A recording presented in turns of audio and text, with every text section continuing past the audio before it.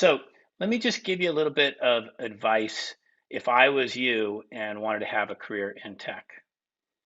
So the first bit of advice I'd give you is do research. When I talk about having a career in tech, there is more information out there than you can imagine around companies, industries, and people. If you want to talk to Alex after this session, you can go on LinkedIn and you can find out what Alex is interested in. You can probably look at some of his posts and see what he's reading or who his friends are and comments are, and that's just LinkedIn. But there's other examples of just different databases and things that are out there in the land of social media. You got to take advantage of it. So I would really encourage all of you to just do a lot of research and learn about the industries and how they all work. It's kind of the new thing in tech, I'd say, in the last 5 to 10 years, to write about your experiences and to be very open. It used to not be like that. So research stuff. Second, be proactive. This is something I tell almost anybody that I interview with. And when I talk about being proactive, it's everything from cold calling or cold emailing people about opportunities to getting comfortable talking about yourself. When you start to interview at companies right now, they talk to 15 different people at universities and you got to stand out. And unfortunately, just your GPA or just the fact that you went to UC Davis isn't what's going to make you memorable. So you have to get comfortable telling your story, telling people things about what's interesting you. When I interview people, one of the questions I always ask in the interview is, why should we hire you? And I'm always shocked at the number of people that have a really crisp answer as to why this company should hire them and why they're the best person for that role. And then the folks that just completely flail and don't really know or are too bashful to say things.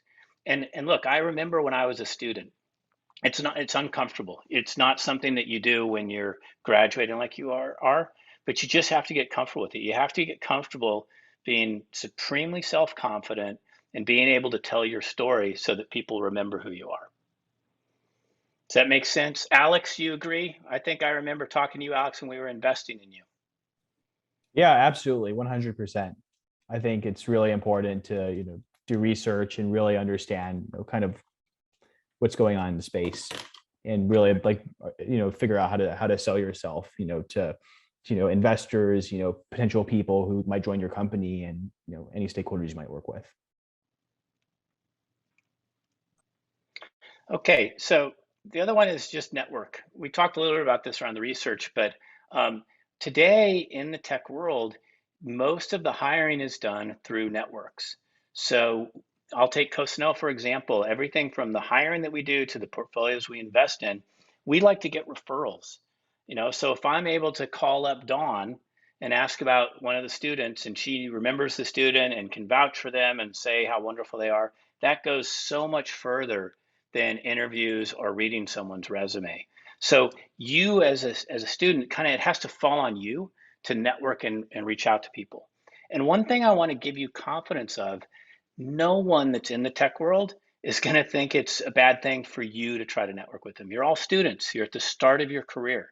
This is the best time in the world to be, I'll call it a little bit over the top with wanting to network with people.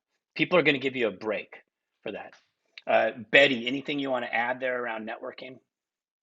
I was actually just the only thing I would add is just to network. That was the only way that I actually got my foot into startup world or the VC world, was just simply knowing and being able to communicate with the right people that were able to call and say, hey, I've got something you might be interested in. Both Bettye and I made our way to Cosinoa through people we knew, right? So that frankly, the days of just kind of finding something and having it drop in your lap, it's rare. If you find something that you like, go to LinkedIn. By the way, all of you should become experts on LinkedIn. LinkedIn is like Facebook and Snapchat for business professionals, and it is the best way to get connected with people and do things. But you got to network. I added this because of my own experience and what I see with others. You have a superpower right now as students in that you're totally flexible. And I say this broadly for most of you. And when I mean flexible, what I mean is be willing to relocate, be willing to live overseas, be willing to work at a big company, not just a small company. I know that we're talking a lot about startups, but I'll tell you that I also worked at Microsoft, and I learned as much that helped me in my career as ever from my time working at Microsoft. And the beauty about working for large companies is if you get in and you're super ambitious, you can find all sorts of opportunities within those companies to shape your career that then if you want to go off and start something, you can do that later. So use that flexibility and the fact that you are not as tied down to your advantage when you're talking and trying to get different opportunities in tech. And then finally, I just want to impart upon you two things. One, have patience. So I tell this to all the people that I know that are trying to build careers in tech. One of the bigger mistakes I see is people being impatient. And I will tell you that people look for the term job hoppers. They look for people that bounce around too much with jobs. A little bit at the beginning is fine. And if you've made a mistake with something, it's better off to make that change right away. But in general, have patience. If you've gone and found a job and worked someplace, put in enough time and effort there so that if you leave, you don't have bad references from those companies. I find that sometimes people are a little bit too impatient with wanting to get things to happen as quickly as possible, and patience will pay off. And then the learning mindset doesn't stop in college. I'll tell you that it's just a primer. If anything, what college does is teaches you how to learn, and you learn a lot more and a lot of different types of things when you're working out in the environment. The best people I know, the most successful people in tech, have this always be learning concept, and they're always curious and always trying to learn.